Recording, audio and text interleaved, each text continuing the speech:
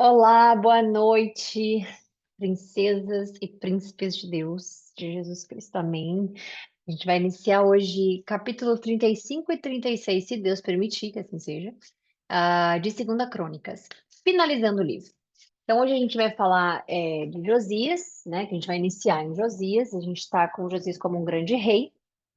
A gente já viu que ele é bem fiel, que ele andou literalmente como Davi, então isso é como se fosse assim, é um rótulo mesmo.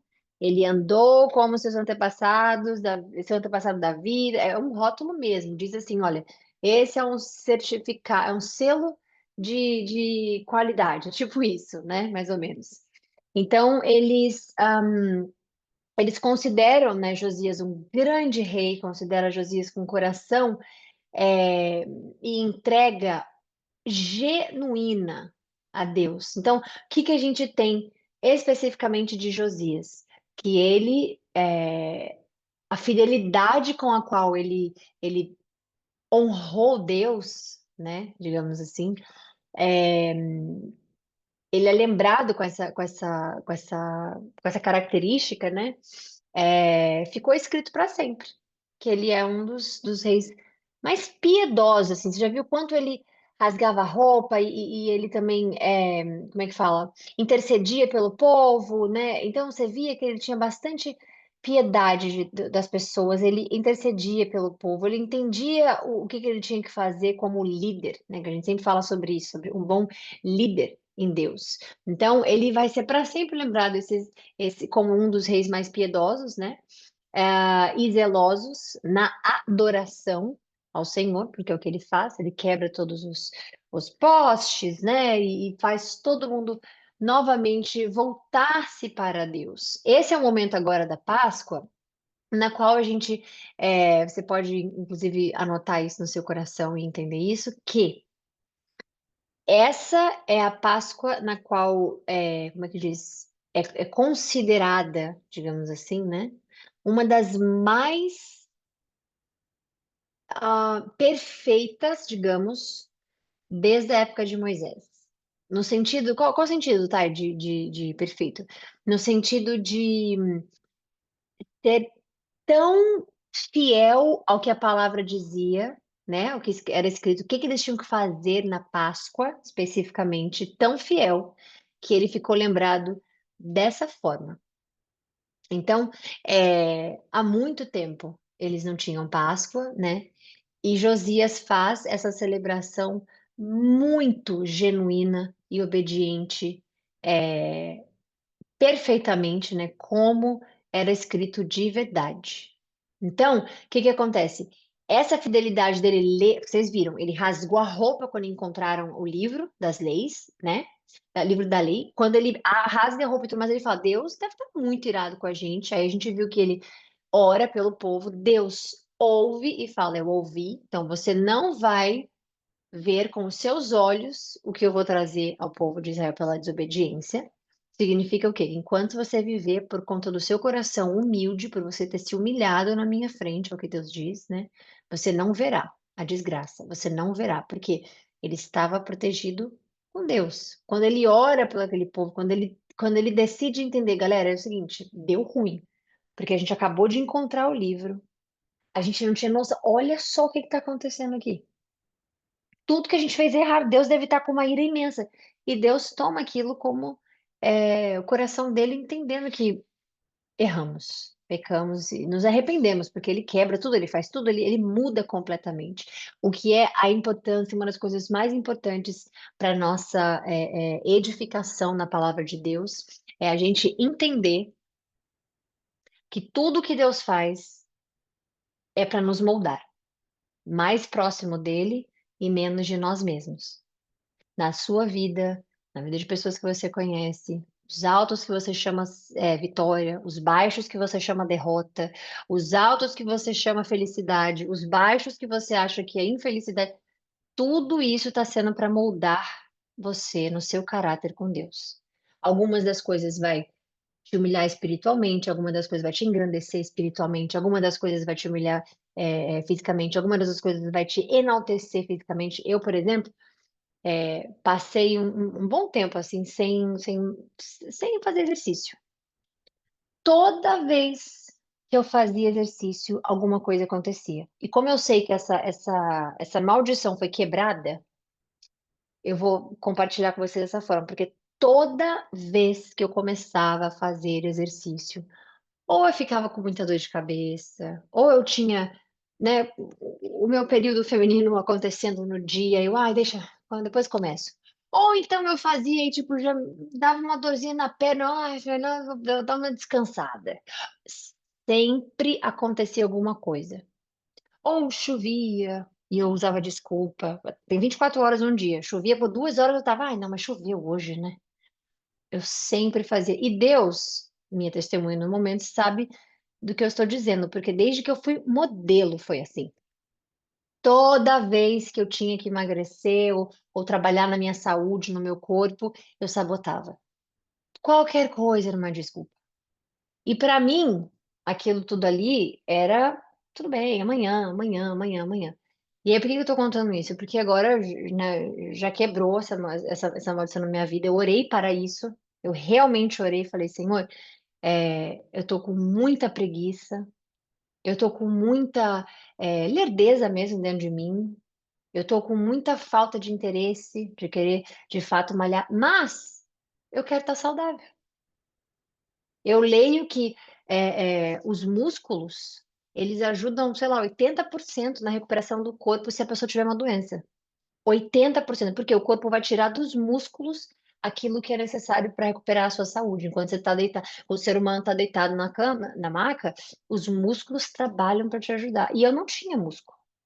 Era assim, sabe, quando você vê aquelas vovozinhas de filme, e eu ficava, Senhor, eu me preocupo com o meu futuro, porque vai chegar, né? Se Deus quiser.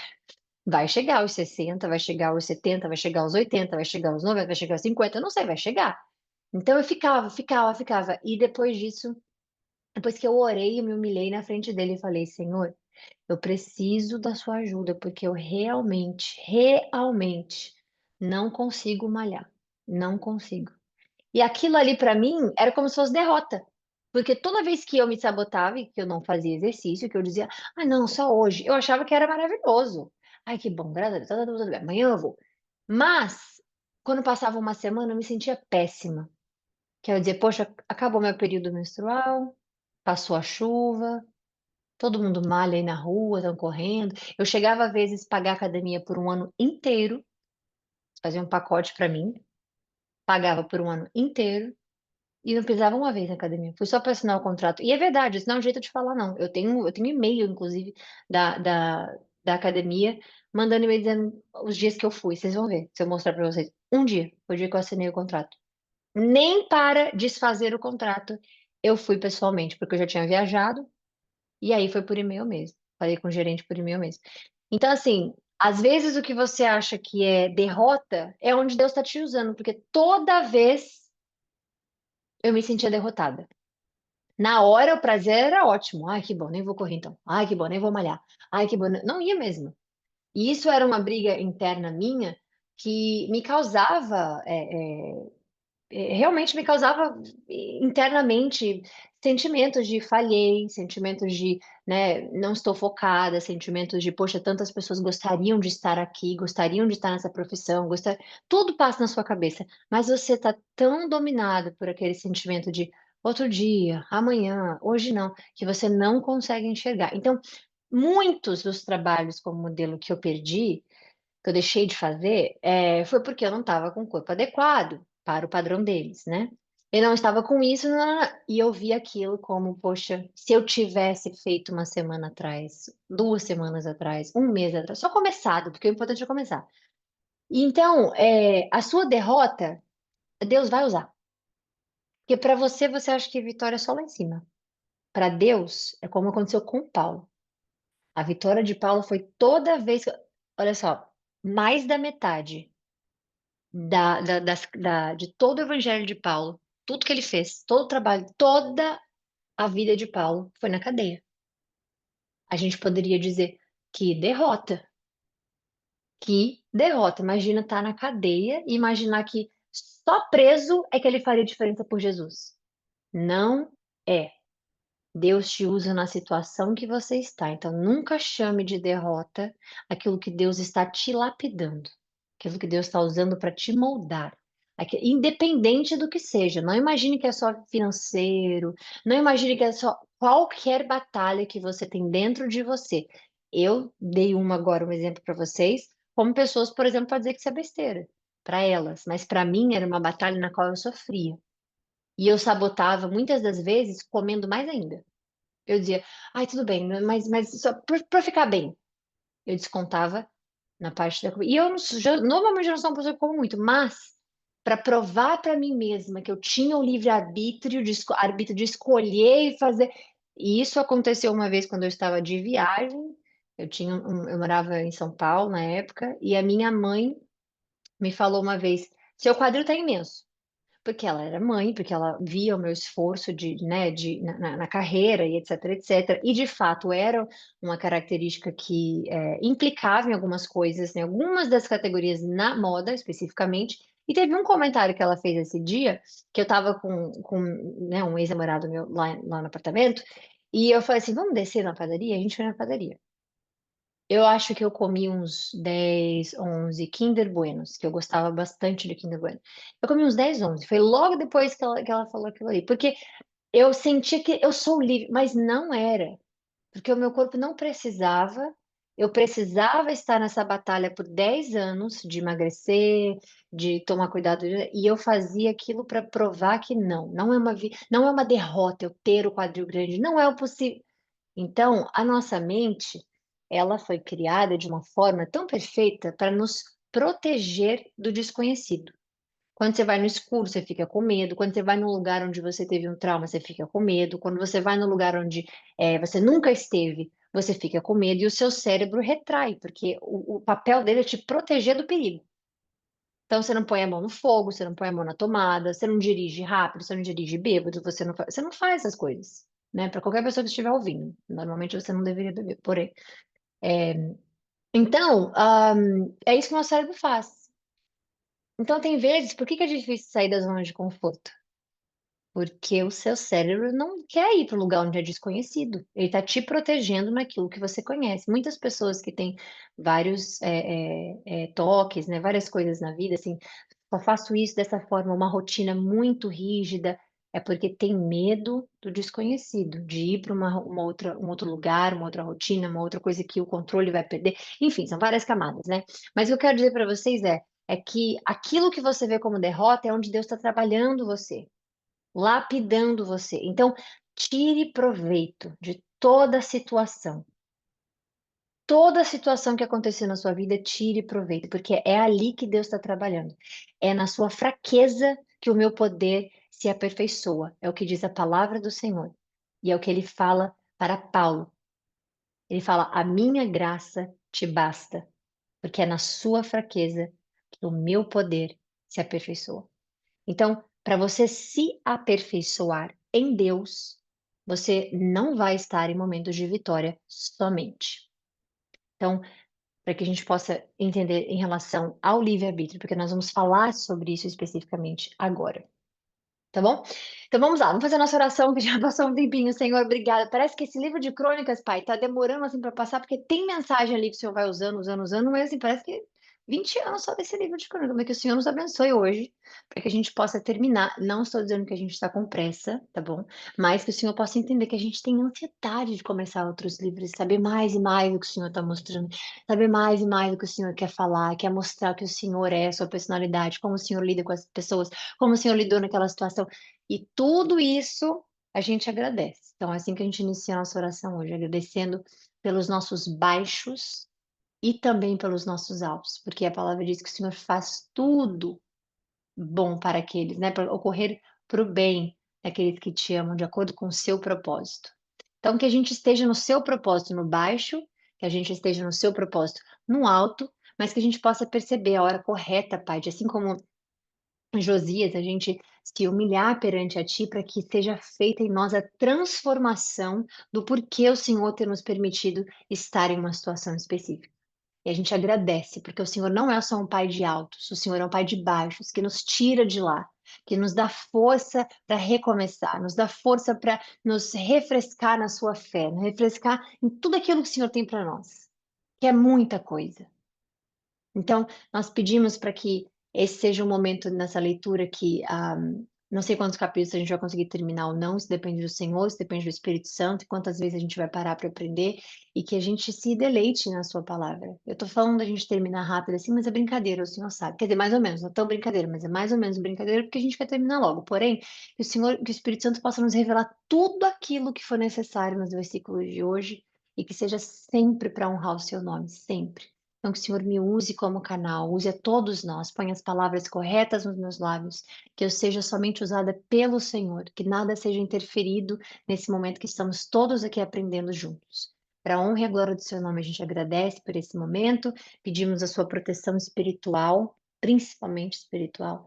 Pedimos a sua proteção física, Pai, que seus anjos nos proteja, que o Espírito Santo sopre nos nossos ouvidos o caminho errado, para que a gente não pegue ele. Que o Senhor nos dê sabedoria, que o Senhor nos dê discernimento, que o Senhor nos dê a proteção divina daquilo que só os seus olhos podem enxergar e os nossos não. Que nós possamos estar buscando a Ti cada vez mais, com a justiça do Seu nome, que os nossos olhos vejam aquilo como o Senhor vê, Pai, que o nosso coração sinta da forma que o Senhor sinta, que a nossa honestidade seja reflexo da Sua, para com tudo na nossa vida, e que a gente nunca se ponha primeiro, meu Deus, para que a gente possa aprender não só com Josias agora, mas que o nosso livre-arbítrio ele não pode ser mais importante do que ter acesso a Ti, ser livre no Seu nome. Para a honra e a glória do Seu nome, a gente agradece hoje e essa live é consagrada a Ti. Amém. Vamos lá então, gente. Então, Josias celebra a Páscoa. O que eu quero falar muito rápido com vocês? Eles não estavam mais celebrando a Páscoa. Josias, obviamente, pega ali e vê, opa, a gente está fazendo tudo errado, galera. A ira de Deus está péssima. Aí ali ele entra num momento de humilhação, rasga as roupas, fala com e Deus ouve aquilo, vê aquilo, manda recado por ele, né, através do profeta que a gente viu, sacerdote, desculpa. E a gente chega no momento da Páscoa. O que que significa a palavra Páscoa especificamente? A palavra Páscoa significa passagem. Todas as línguas que a gente vai estudar, que você vai perguntar, que você vai procurar, não importa.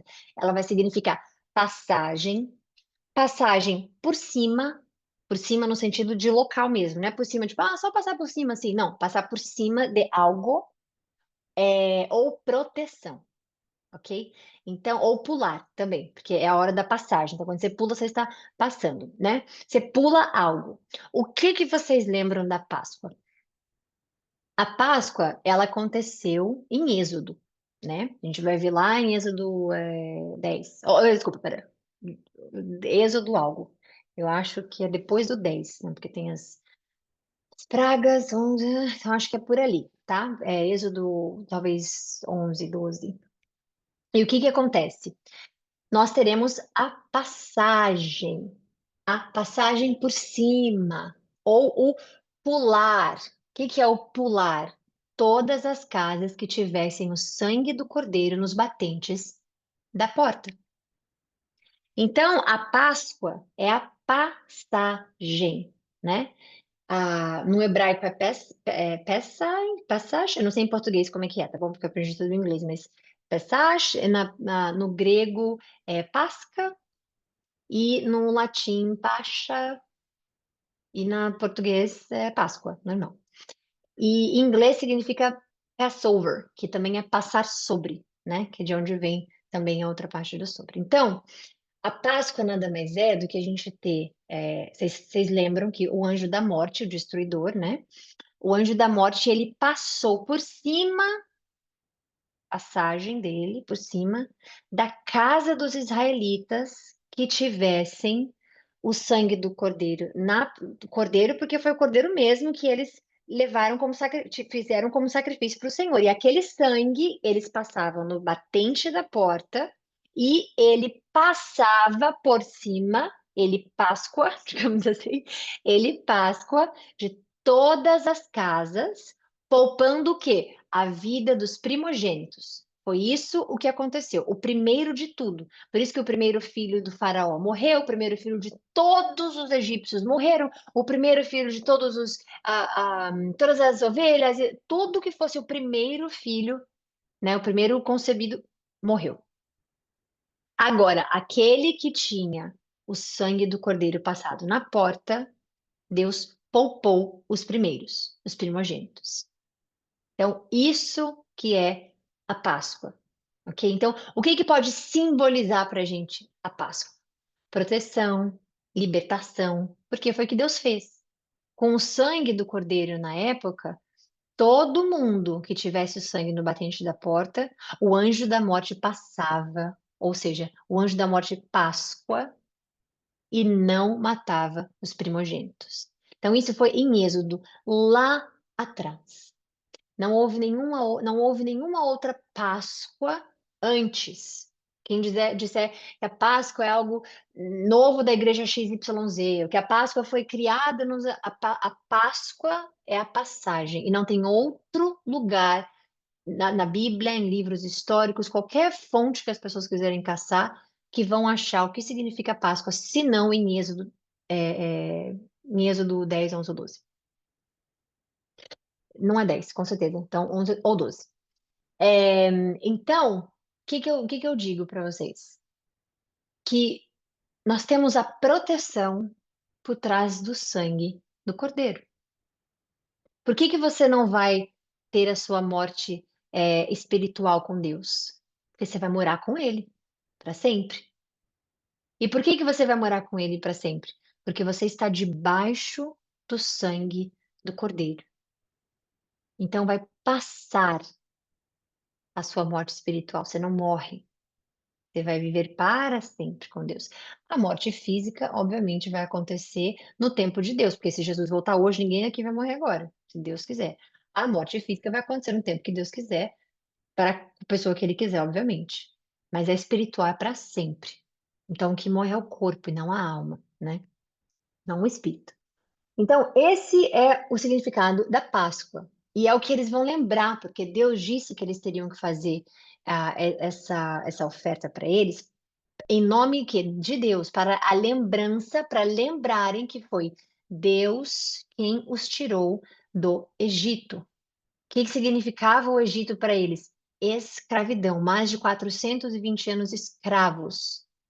E depois de clamarem a Deus, Deus ouve a eles, e aí sim Moisés entra, e aí sim a gente tem a salvação. Então, remete à salvação, remete à proteção, remete à libertação, porque foi o que Deus fez para eles, ok? Em vários lugares, essa Páscoa foi trocada. Então, você vai ver várias instituições, vários lugares, várias religiões tendo a Páscoa como um coelho ou como um momento para a família se unir. Não é isso. Ela foi para os judeus primeiramente lá atrás e significa a passagem, para que todos eles lembrem até o dia de hoje, e quem tirou eles da escravidão foi Deus. O que obviamente remete a nós, que quem nos tirou da escravidão foi Cristo, com sangue sendo o próprio Cordeiro naquela cruz, porque nós não somos mais escravos do pecado, ok? Então vamos lá. Josias celebrou a Páscoa do Senhor em Jerusalém e o Cordeiro da Páscoa foi abatido no 14º dia do primeiro mês. Ele nomeou os sacerdotes para suas responsabilidades e os encorajou, que a gente já viu aqui que Deus é um Deus que encoraja. Toda vez que você se sentir não encorajado a algo que seja do Senhor, obviamente, né? Toda vez que você se sentir desencorajado de fazer algo, de seguir em frente, de tudo que você imaginar, não vem de Deus, porque um dos atributos do Espírito Santo é a coragem, então não pode ser o oposto dele. Então, tudo aquilo que te desencoraja na vida é algo te parando que não é Deus. É algo né? Agora, Deus vai sempre usar a seu favor. Então, quando você estiver parado, Deus vai usar aquilo ali para algo que vá a seu favor. Porque Deus te protege dessa forma, Deus te ama dessa forma e Deus não te abandona dessa forma também. Agora, existe o livre-arbítrio, que é um conceito que eu não acredito, eu pessoalmente, Thay, agora não tem nada a ver o Espírito Santo falando através de mim, mas eu, Thay, não acredito no Espírito Santo quando você tem o seu. Eu não acredito no livre-arbítrio, desculpa. Eu não acredito no livre-arbítrio quando você tem o Espírito Santo guiando a sua vida. Então, você não pode, por exemplo, acreditar que você tem o livre-arbítrio de fazer absolutamente o que você tem a opção de escolha, mas você tem a consequência daquilo. E você tem que entender que pelo Espírito Santo, você não vai sentir o livre-arbítrio de fazer o que é o errado. Porque nós, como seres humanos não salvos, não em Cristo, nós não temos outra natureza senão fazer o que é errado. E você pode olhar para a sua vida antes da salvação, da sua conversão, do seu relacionamento com Jesus, e depois. Tudo aquilo que você queria fazer, o que você não faria se fosse hoje? Isso é o Espírito Santo te ensinando. Então, o seu livre-arbítrio, se você acredita que você tem, ele é meio seu e meio do Espírito Santo, porque assim, você pode até querer fazer uma coisa, mas aí ele vai dizer, opa, não é bom você fazer isso não. Então, você não, né? Então, o livre-arbítrio é algo esquisito de você imaginar que, tipo, eu tenho livre-arbítrio, né? Você pode escolher as coisas. Agora, não sei se isso seria considerado livre-arbítrio especificamente, né? Porque tem pessoas que se escondem atrás de que é o meu corpo, é a minha vida, a minha história, eu escolho o que eu quiser, eu faço o que eu quiser. Mas cristão também pode fazer. Mas aí o que acontece? Deus deixa o que na Bíblia pra gente? Que ele é perfeito e maravilhoso, né? Ele já pensa nessas pessoas que já pensam dessa forma. Tudo posso, mas nem tudo me convém. Então, o seu livre-arbítrio tá onde? Isso que é importante você saber. Que se estiver com você, vamos repensar o seu relacionamento com Deus. Você tem que viver para Ele. As coisas que você quer fazer é sempre para servir a Ele, para louvar a Ele. Não, Thay, mas eu tomar banho para Ele? É, porque o corpo que Ele te deu, te emprestou nessa terra, o corpo que você come, que você acorda todo dia, o corpo que você faz obras para Deus, que você adora a Deus com a sua boca, com as suas mãos, ele faz parte de um cuidado que você tem que ter com aquilo que Deus tem. Então é para Ele. Ah, eu vou comer, tá? Até eu comendo, então, é para Deus? É, porque você vê Cristo entregando o pão para Deus. Toda vez que Cristo pega um alimento, ele levanta aos céus, agradece e parte. Então, é dado por Deus. Vem de Deus, ele é quem provê. Aos levitas, que instruíram todo o Israel e haviam sido consagrados ao Senhor, ele disse: Ponham a arca sagrada no templo construído por Salomão, filho de Davi, rei de Israel. Vocês não precisam mais levá-lo de um lado para o outro sobre os ombros. Agora sirvam ao Senhor, o seu Deus, e a Israel, o povo dele. Preparem-se por famílias nas suas divisões, de acordo com a orientação escrita por Davi, rei de Israel, e por Salomão, seu filho. Fiquem no lugar santo, com um grupo de levitas para cada subdivisão das famílias do povo. Abatam os cordeiros da Páscoa, consagrem-se e preparem os cordeiros para os seus irmãos israelitas, fazendo o que o Senhor ordenou por meio de Moisés. Josias deu a todo o povo que ali estava o total de 30.000 ovelhas e cabritos para as ofertas da Páscoa, além de 3.000 bois. Tudo foi tirado dos bens pessoais do rei. Os oficiais do rei também contribuíram voluntariamente para o povo, para os sacerdotes e para os levitas. Ilquias, Zacarias, eles são administradores do templo, sacerdotes também, tá? É, administradores do templo deram aos sacerdotes 2.600 ofertas, inclusive eles falam bastante com Ilquias. 2.600 ofertas para a Páscoa e 300 bois. Também Conanias com os seus irmãos Semaías e Natanael e os líderes dos levitas Asabias, Jeiel e Josabade. Ofereceram os levitas 5.000 ovelhas e cabritos e 500 bois. O serviço foi organizado, porque Deus é muito organizado, e os sacerdotes assumiram os seus lugares com os levitas, segundo os seus turnos, conforme o rei ordenara. Os cordeiros da Páscoa foram abatidos e os sacerdotes aspergiram o sangue que lhes fora entregue, enquanto os levitas tiravam a pele dos animais.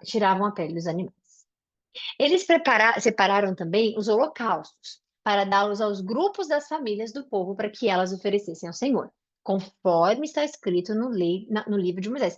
Vocês estão vendo que eles estão seguindo à risca tudo que está escrito, porque Josias entendeu que eles não estavam sendo obedientes, que eles não estavam sendo fiéis a Deus. Então, ele se destaca realmente, depois de tantos anos, depois de Moisés, tantos anos se passaram, tantas gerações, tantas coisas aconteceram, e você vê como ele celebra a Páscoa, se destacando com essa Páscoa detalhada, fiel à lei de Moisés. A gente está vendo coisa que a gente já leu 1000 vezes.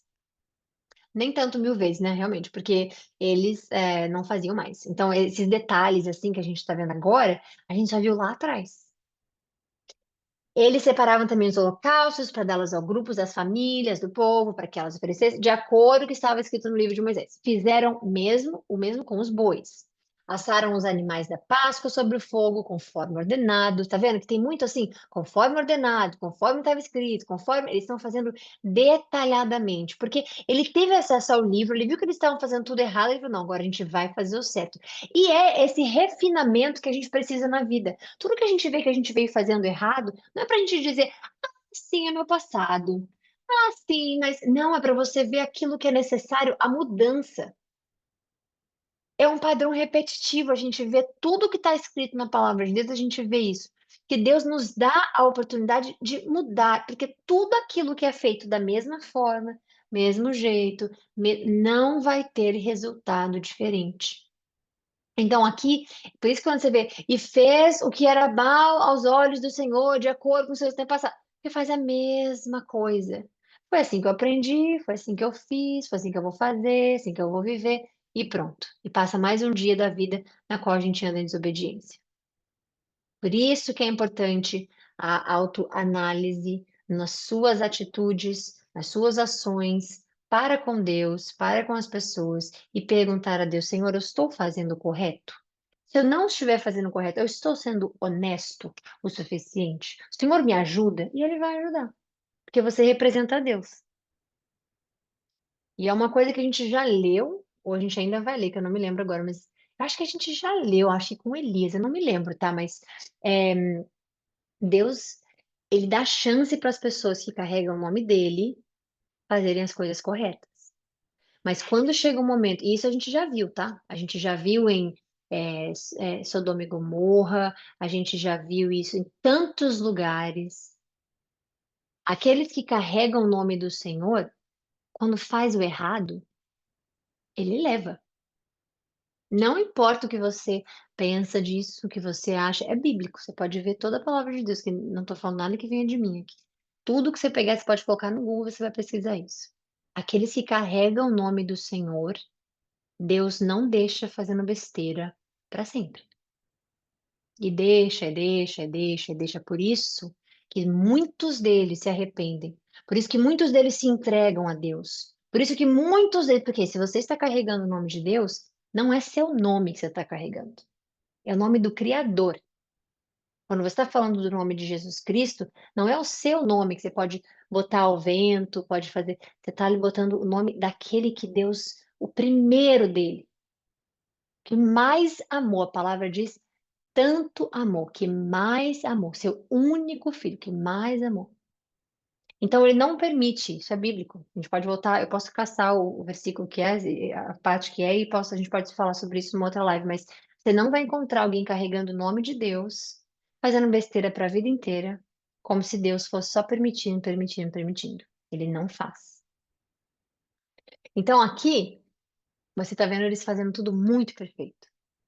Porque o medo se instalou. O medo não, o temor se instalou. E agora eles servem a Deus corretamente. Depois disso, alguns, né? Deus faz isso. Depois disso, os levitas prepararam a parte deles e as dos sacerdotes, pois estes, descendentes de Arão, ficavam sacrificando os holocaustos e as porções de gordura até o anoitecer. Foi isso que os levitas prepararam a parte. Foi por isso, desculpa. Foi por isso que os levitas prepararam a parte deles e a dos sacerdotes descendentes de Arão. Os músicos descendentes de Asaf estavam nos locais ordenados por Davi e por Asaf. Emã e Gedutum, o vidente do rei, também. Os porteiros que guardavam cada porta não precisaram deixar os seus postos, pois os seus parentes levitas preparavam as ofertas para eles. Assim, Naquele dia, todo o serviço do Senhor foi executado para a celebração da Páscoa e para a apresentação de holocausto no altar do Senhor, conforme o rei Josias tinha ordenado. Os israelitas que estavam presentes celebraram a Páscoa naquele dia e durante 7 dias celebraram a festa dos pães sem fermento. A Páscoa não havia sido celebrada dessa maneira em Israel, olha aqui, ele sendo reconhecido, em Israel desde os dias do profeta Samuel. Nenhum dos reis de Israel havia celebrado uma Páscoa como aquela, como fez Josias, com os sacerdotes, os levitas, todo Judá e Israel que estava ali com o povo de Jerusalém. Essa Páscoa foi celebrada no 18º ano do reinado de Josias. Depois de tudo o que Josias fez, e depois de pôr o templo em ordem, Neco, rei do Egito, saiu para lutar em Carquemes, junto ao Eufrates, e Josias marchou para combatê-lo. Neco, porém, enviou-lhe mensageiros dizendo: O que você tem contra mim, ó rei de Judá? Dessa vez eu não estou te atacando, não estou atacando a ti, mas outro reino com o qual estou em guerra. Deus me disse que me apressasse. Por isso, para de te opores a Deus que está comigo. Caso contrário, ele te destruirá. Ai, mas Deus falou com o egípcio e vamos ver o que vai acontecer aqui. Josias, contudo, não quis voltar atrás e disfarçou-se para enfrentá-lo em combate. Isso aqui é o livre-arbítrio. Esse foi o erro de Josias e vocês vão ver o que Deus faz. O erro dele foi que, apesar, obviamente, da sua fidelidade toda, né, de tudo que ele fez para Deus, com toda a fidelidade deles, ele comete esse erro de intervir na batalha entre Neco e o outro povo, que é o rei da Síria, que ele está lutando. Livre-arbítrio. Se ele tivesse com Deus, nesse momento, ele falaria: Senhor, posso fazer isso? Porque o Neco chega e fala assim: Ei, querido, Josias, que isso? Eu não tô te atacando. Por que que você tá vindo contra mim, cara? Tipo, não, tá. E ele se disfarça para enfrentá-lo em combate. Foi a vontade que ele teve. É o livre-arbítrio que se chama. Vontade é uma coisa. Então, ali, você vê que ele ainda adverte Josias, ele ainda fala para Josias: não se envolva, porque essa é uma missão minha com Deus. Deus falou, vai lá e ataca. E é uma missão minha. Então, assim, você está se envolvendo, mas ele ignorou o que ele estava fazendo. Então, isso, gente, é um exemplo de livre-arbítrio, por exemplo, que causam consequências daquilo que faz o quê? Não discernir a vontade de Deus. Que apesar do coração dele ser super devoto a Deus, né, tudo mais, ele pagou o preço por não consultar a Deus nessa decisão. E é o que a gente passa. Não é pagar o preço, mas e Jesus? Ele não pagou por mim? Não, não é esse preço. É o das nossas consequências, porque nós somos responsáveis por elas. Então, ele foi com a própria vontade, veja, Deus, ele fala com quem ele quiser, ele age da forma que ele quiser, ele é Deus. Ele falou com Neco, o que a gente tem escrito, é que Deus disse a ele para ele ir, porque ele diz, ó, isso aqui é uma missão minha. Então você está indo contra Deus, porque o que ele está dizendo não é, querido, olha como ele trata ó rei de Judá. Então você vê que ele entende o poder de Judá, ele entende o poder de Deus. Então ele está falando, olha, dessa vez, eu não estou atacando você, mas é outro. E Deus me disse que eu me apressasse, ou seja, é uma missão que ele tem. Deus deu a Neco uma missão e Josias está ali querendo intervir naquilo. Ele não quis ouvir Neco, o que Neco lhe dissera, por ordem de Deus, e foi combatê-lo na planície do Megido. Na batalha, flecheiros atingiram o rei Josias e ele disse aos seus oficiais: Tirem-me daqui, estou gravemente ferido. Eles os tiraram do carro em que estava, colocaram-no em outro carro e levaram para Jerusalém, onde morreu. Foi sepultado nos túmulos dos seus antepassados e todos os moradores de Judá e de Jerusalém, e eles choraram, obviamente, por ele. Jeremias, é o Jeremias que a gente vai ler, tá? O livro. ele é um profeta. Jeremias compôs um cântico de lamento, porque Jeremias tá aqui, gente. A gente vê os livros assim, a gente não sabe, mas tudo está acontecendo no mesmo momento. E a gente vai falar sobre ainda o livro de Reis, a gente vai falar sobre Ruth, Jeremias, Samuel, que a gente já viu. Samuel, ó, esqueci o nome agora, Jesus. Jeremias, que a gente está vendo aqui, que está aqui em todo o negócio, a gente está vendo. Eles estão tudo ali, está acontecendo enquanto está acontecendo.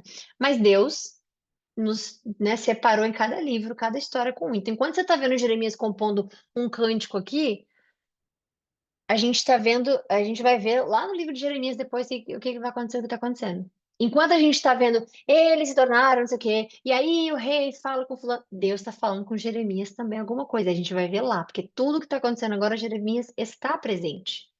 Inclusive na Babilônia, tudo isso Jeremias está presente, está acontecendo. Jeremias é usado como profeta por Deus. Então ele compôs um cântico de lamento em homenagem a Josias, e até hoje todos os cantores e cantoras homenageiam Josias com cânticos de lamento. Por quê? Porque ele tinha bom coração. Ele errou no fim, óbvio, mas todos nós erramos. Só que nós temos consequências. Existia um plano para que Neco fosse atacar o rei da Síria, e ele se intrometeu ali, né? Estes se tornaram um estatuto em Israel e estão escritos na coletânea de Lamentações. Então, a gente vai ver nas Lamentações. Os demais acontecimentos do reinado de Josias e seus atos piedosos, ele foi piedoso, ou seja, é um rótulo que ele carrega de um dos reis mais piedosos, de acordo com o que está escrito na lei do Senhor. Todos os acontecimentos do início ao fim constam nos registros históricos dos reis de Israel e de Judá. Bom, Deus não quis que finalizássemos o 36, então amanhã a gente termina a crônica, segunda crônica da Kate. Então, gente, é uma saga que eu peguei para mim, né? Vocês podem nem estar com essa pressa, não é pressa, é ansiedade, vocês podem estar de boa, mas eu, assim, então, Deus está me dando o quê? Paciência, está me mostrando o quê? É assim que a gente sempre tem que ver. Eu poderia dizer, o que que eu poderia pensar? Tipo, ai, caramba, eu não finalizei hoje, mas não, como é que eu vejo? Deus está me ensinando alguma coisa. Isso pode ser, por exemplo, um estereótipo de derrota. Não consegui finalizar, mas não é assim que eu vejo. Então, o que que Deus está fazendo? Não somente moldando minha paciência, mas como moldando que, para mim, você não pode fazer com pressa. Ele está dizendo, para mim, as palavras que eu estou te dando, seja grata, porque você está passando e aprendendo aquilo que o Espírito Santo te mostra, te revela.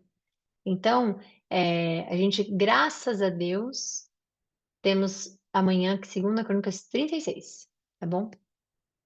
Então fiquem com Deus até amanhã, se Deus quiser. Um beijo imenso para cada um e que vocês tenham um bom descanso, bom restinho de noite, tá bom?